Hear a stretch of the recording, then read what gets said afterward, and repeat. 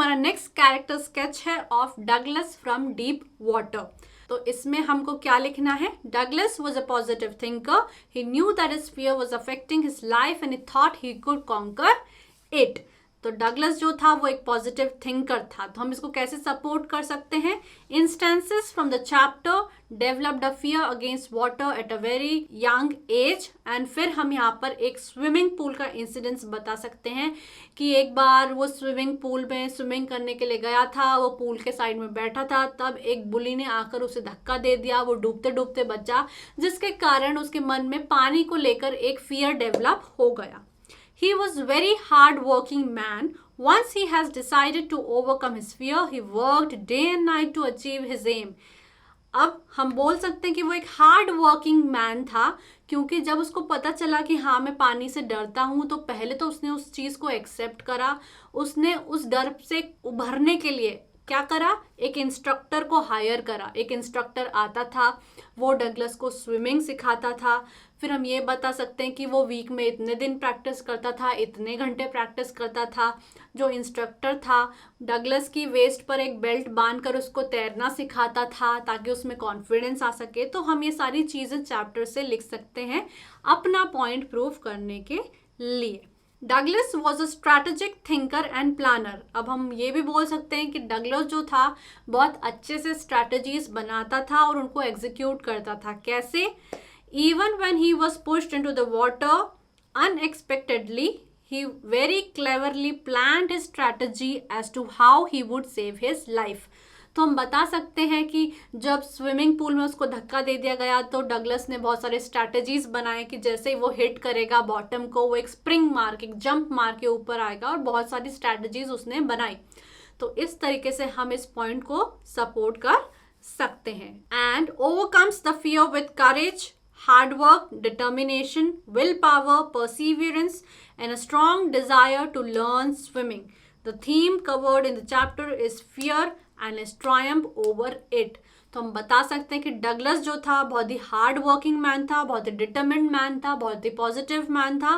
वो बहुत ही अच्छा थिंकर था, प्लानर था, और उसके अंदर बहुत ज़्यादा विल पावर थी कि जब उसको पता चला कि उसको पानी से डर लगता है तो उसने बहुत सारी कोशिशें करी, इंस्ट्रक्टर को रखा, वो फाइनली खुद को टेस्ट करने बहुत सारी नदियों में तैराकी करने भी गया, और फाइनली उसने अपने फियर को ओवरकम कर लिया।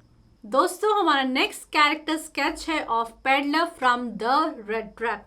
तो पेडलर कौन होता है? एक बहुत ही गरीब आदमी होता है। वो एक आवारा व्यक्ति की तरह घूमता रहता है और उसे लगता है कि ये जो वर्ल्ड है हमको अलग अलग बेट देने की कोशिश करता है, अलग अलग लुभावने ऑफर से हमको अट्रैक्ट करने की कोशिश करता है, और जब हम उन ऑफर्स को एक्सेप्ट कर लेते हैं हम एक ट्रैप में फंस जाते हैं। तो he had a great imagination because he thought that the whole world is a big rat trap, as the world offers different baits to people, and when we accept the baits we get trapped. He wore rags, his cheeks were sunken and hunger gleamed in his eyes. तो वो बहुत ज़्यादा गरीब था और बहुत ज़्यादा दुबला पतला था।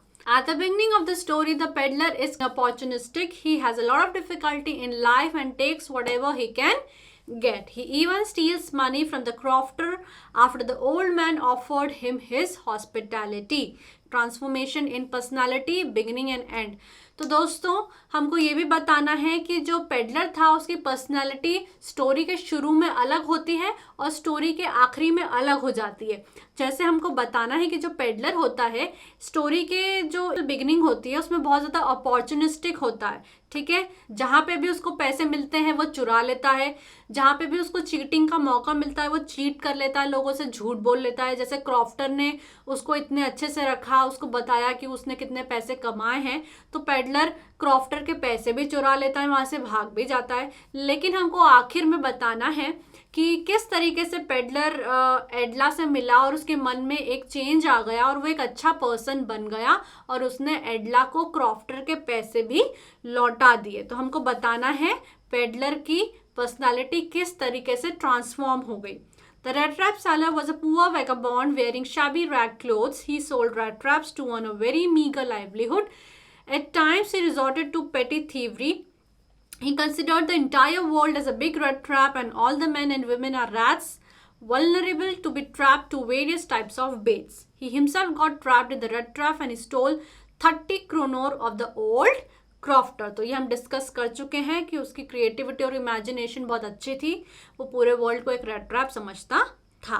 He was always in search of securing some money by hook or crook. As a result, he got into trouble. The time when the Iron Master mistook him for an old companion, he did not correct him. तो हम बता सकते हैं कि story के शुरू में peddler जो था वो एक अपॉर्चुनिस्टिक इंसान था. जब आयरन मास्टर ने गलती से पेडलर को अपना पुराना दोस्त समझ लिया तो पेडलर ने आयरन मास्टर को करेक्ट नहीं करा. ठीक है, तो हम बता सकते हैं कि इस तरीके से जो पेडलर था वो एक अपॉर्चुनिस्टिक इंसान था. However, there was some goodness left in him that was brought to surface by kind Edla, the Iron Master's elder daughter. At the end, he transformed himself and returned the stolen money to the crofter through Edla. तो हम देख सकते हैं कि कहानी के आखिर में जो पेडलर होता है उसकी पर्सनालिटी बिल्कुल चेंज हो जाती है एडला की वजह से और वो क्रॉफ्टर के पैसे भी लौटा देता है. तो इस कैरेक्टर स्केच में हमको क्या क्या लिखना है? पुअर मैन है, ग्रेट इमेजिनेशन है, अपॉर्चुनिस्टिक है, पर्सनालिटी में ट्रांसफॉर्मेशन है और एक गुडनेस भी आ जाती है एडला की वजह से.